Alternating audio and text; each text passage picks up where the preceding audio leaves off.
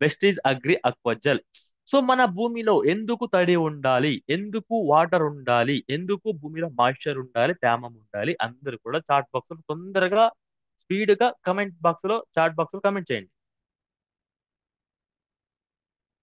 మన భూమిలో ఎందుకు తడి ఉండాలి, ఎందుకు వాటర్ ఉండాలి, మొక్కల వేరుల దగ్గర ఎందుకు తడి ఉండాలి? ఫస్ట్ పాయింట్, గ్రోత్ కోసం, ప్లాంట్ గ్రోత్ కోసం. అంతేనా? ఇంకా ఫోటోసిస్ జరగడానికి, ఎస్, న్యూట్రియంట్స్ ని అబ్జర్వ్ చేసుకోవడానికి, భూమిలో ఉన్న పోషకాలని అబ్జర్వ్ చేసుకోవడానికి తడి ఉండాలి. వానపాములు, సూక్ష్మ జీవులు బతకాలంటే తడి ఉండాలి. కర్బన పదార్థం ఉండాలన్న తడి ఉండాలి. మనం ఆడుతున్న రసాయనిక ఎరువులు భూమిలో కరగాలి, అవి కూడా అందుబాటులో ఉండాలని తడి ఉండాలి. మొలకలు రావాలంటే తడి ఉండాలి. కొత్త వేర్లు రావాలి, ఆ రూట్స్ కి పోషకాలు అందుబాటులో ఉండాలి. రూట్స్ పోషకాలు అబ్జర్వ్ చేసుకోవాలన్నా కూడా మన భూమిలో తడి అనేది ఉండాలి. Yes. So agri Vestige agri Aquagel product ని, వెస్టీజ్ అగ్రి అక్వాజెల్ లో హైడ్రోజన్ పాలిమర్స్ ఉంటుంది. ఈ hydrogen polymers more than 500 times ఆ వాటర్ ని అబ్జర్వ్ చేసుకుంటుంది. ఎక్సెస్ ఆఫ్ వాటర్ ని అబ్జర్వ్ చేసుకుంటుంది. సో హైడ్రోజన్ పాలిమర్స్ ఒక పని ఏంటంటే, మనం చిన్నప్పుడు ఉన్నప్పుడు చిన్న చిన్న బాల్స్ వాటర్ వేస్తే బాల్స్ పొంగిపోయేది, మళ్ళీ కిందికి వేస్తే బాల్ పగిలిపోయి వాటర్ గా అది కారిపోయేది, లీక్ అయిపోయింది.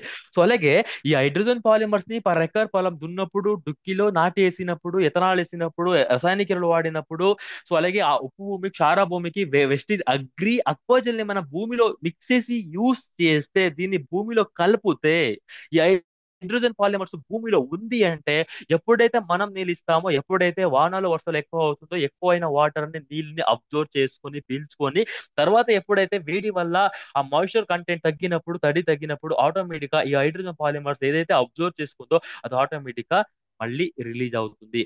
వాటర్ ఎక్కువైనప్పుడు పీల్చుకుంటుంది, మళ్ళీ తగ్గినప్పుడు రిలీజ్ చేస్తుంది. అంటే పీల్చుకుంటుంది, రిలీజ్ చేస్తుంది. అంటే అబ్జర్వ్ చేసుకుంటుంది, రిలీజ్ చేస్తుంది, అబ్జర్వ్ చేస్తుంది, రిలీజ్ చేస్తుంది. దీన్ని ఎప్పటి వరకు మెయింటైన్ చేస్తుంది? సో మనం వాడినప్పటి నుంచి లాస్ట్ వరకు, స్టార్టింగ్ లో వాడితే మొదటో రోజు నుంచి లాస్టో రోజు వరకు మొక్కల వేరుల దగ్గర అవసరమైన తడిని మెయింటైన్ చేయడానికి. అంటే ఎందుకు మాయిశ్చర్ ఉండాలి? సీడ్ జర్మినేట్ అవ్వడానికి మాయిశ్చర్ ఉండాలి. న్యూ రూట్స్, కొత్త వేర్లు రావడానికి తడి ఉండాలి. అలాగే కర్బన పదార్థం ఉండాలి అన్న కూడా తడి ఉండాలి. అలాగే మన భూమిలో మొక్కలకి అవసరమైన పోషకాలు అందాలి, రూట్ నుంచి అబ్జర్వ్ చేసుకోవాలన్నా కూడా, ఆ కెపాసిటీ పెరగాలన్నా కూడా మన భూమిలో మాయిశ్చర్ తడి ఉండాలి. అలాగే ఒకటి ఏంటంటే, అధిక వేడి వల్ల మన భూమిలో కూడా టెంపరేచర్ బాగా పెరుగుతుంది కాబట్టి, మన భూమిలో ఉన్న పోషకాలు కూడా ఆ వేడికి, ఆ టెంపరేచర్ కి ఎవరపెట్ అయిపోతుంది, వ్యాపర్ అయిపోతుంది. వ్యాపర్ అవడం వల్ల ఆ పోషకాలు అన్నది మన భూమిలో మిగిలిపోతుంది. సోడియం సాల్ట్ కన్వర్ట్ కూడా ఎక్కువ అవుతుంది, అంటే సోడియం సాల్ట్ ఎక్కువ అయిపోతుంది. ఎస్. సో అలాగే వాటర్ ఎక్కువ అయినప్పుడు మన భూమిలో ఉన్న పోషకాలు అన్ని కరిగి కింద, వాటర్ ఎటు వెళ్తుందో అటు వెళ్ళిపోవడం వల్ల కిందకి వెళ్తే కారిపోవడం, దాని లీచింగ్ ఆఫ్ న్యూట్రియన్, పక్కకి వెళ్తే ఎస్కేప్ ఆఫ్ న్యూట్రియంట్స్. అంటే లీచింగ్ ఆఫ్ న్యూట్రియన్ తర్వాత ఎస్కేప్ ఆఫ్ న్యూట్రియన్, పక్కకి మట్టి నీళ్ళు వెళ్తే ఆ పక్క అన్ని పోషకాలు కూడా పక్కకి వెళ్ళిపోతుంది. వాటర్ కిందికి వెళ్తే వాటర్ తో పాటు కిందికి వెళ్ళి కారిపోవడం, లీకేజ్ ఆఫ్ న్యూట్రియంట్స్ అంటాం. అలాగే వేడి అయితే పైకి ఆవి అయిపోవడం. సో ఇది ఆవి అయిపోవడం, కరిగి కిందికి వెళ్ళడం, పక్కకి వెళ్ళడం పోషకాలని కూడా ఇది ఆపుతుంది. అంటే అగ్రి అక్వాజల్ యూజ్ చేస్తే మట్టిని ఏ విధంగా పట్టుకుంటుందో, నీళ్ళని అదే విధంగా పట్టుకుంటుందో, అదే విధంగా భూమిలో ఉన్న పోషకాలని కూడా హైడ్రోజన్ పాలిమర్స్ అనేది పట్టుకొని ఉంచుకుంటుంటది. సో దానివల్ల మొదటో రోజు నుంచి లాస్టో రోజు వరకు, మొదటో రోజు నుంచి లాస్ట్ రోజు వరకు, సో మొక్కల వేరుల దగ్గర అవసరమైనంత తడిని మెయింటైన్ చేస్తుంది. పోషకాలని బాగా అందిస్తుంది.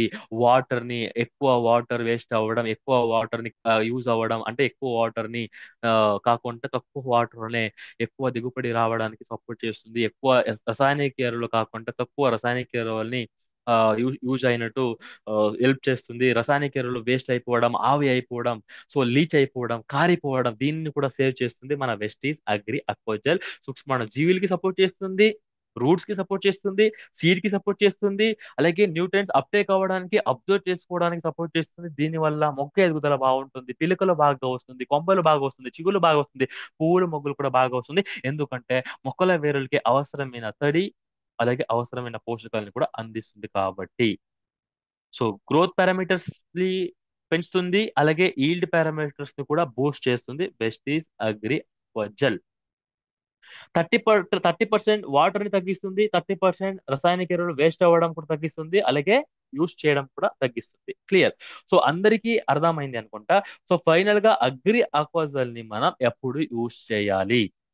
స్టార్టింగ్ స్టేజ్ లో అయితే మనం యూస్ చేయాలి. మేజర్ గా వరిలో అయితే క్షారా భూమి, ఆమ్ల భూమి, చౌడు భూమిలో యూస్ చేసుకోవాలి. ఎందుకంటే నీటి నిల్వ గుణం తక్కువ ఉంటుంది కాబట్టి. మనం ఎక్కువ ఉప్పుని తింటే తొందరగా వాటర్ ని ఎక్కువ తాగుతాం. ఎక్కువ తాగి ఎంత తాగినా కూడా మళ్ళీ తాగుతుంటాం. అలాగే ఉప్పు భూమి, క్షారా భూమి, ఆమ్ల భూమిలో ఆ వాటర్ అన్నది కంప్లీట్ గా తొందరగా అబ్జర్వ్ అయిపోతుంటది, డ్రై అయిపోతుంటది, ఎండిపోతుంటది. సో అప్పుడు వరి నాటేసిన కొన్ని రోజులకి ఏమైపోతుంటది, వాటర్ మనం తక్కువ పెడతాం కాబట్టి 0.5 సెంటీమీటర్ పెడతాం కాబట్టి నారులు చనిపోతుంటది, ఎండిపోతుంది. కాబట్టి నాటేసినప్పుడు ఆ మొక్కలకి వాటర్ లేనప్పుడు కూడా తడి మాయిశ్చర్ ఉండాలి అంటే ఆ మొక్కలు బాగా నిలబడాలి, వేర్లు రావాలి, పిలకలు రావాలంటే పర్ ఎకర్ 1 kg వరకు వెస్టిజ్ అగ్రి అక్వజల్ ని మనం యూజ్ చేయాలి.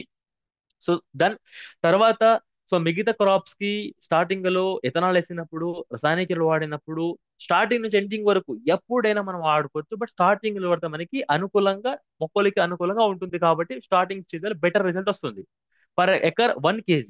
ఆ 1 kg మీద మీరు 10 kg ఇసుక తీసుకొని మిక్స్ వాడుకోవచ్చు, లేకపోతే రసాయనిక ఎరువులు వాడుతున్నప్పుడు దాంతో పాటు మిక్స్ చేసి వాడుకోవచ్చు, లేకపోతే సేంద్రియ ఎరువులతో పాటు కూడా మిక్స్ చేసుకొని వాడుకోవచ్చు వెస్టీజ్ అగ్రి అక్వా జెల్ ని.